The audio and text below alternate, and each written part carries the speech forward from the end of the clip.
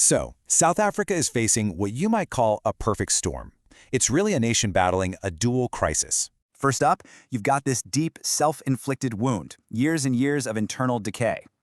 And that fragility is now colliding with some serious pressure on the world stage. All right, let's get into it. At the absolute heart of this internal decay, it's this one policy.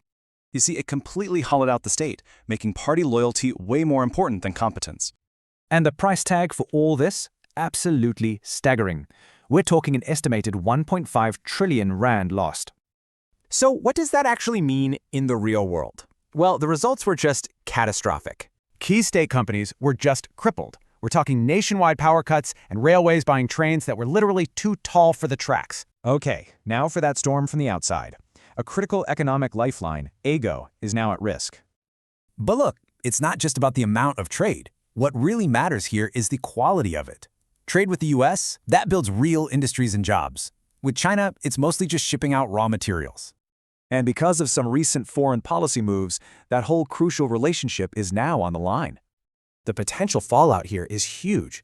We're looking at hundreds of thousands of good jobs just gone. And for the poorest communities, especially those depending on the auto sector, the ripple effects would be devastating.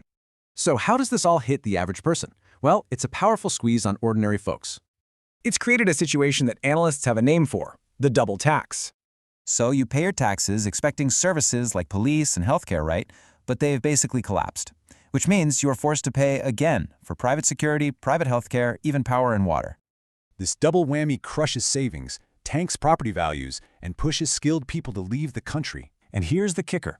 As skilled people leave, the tax base shrinks, making the whole problem even worse.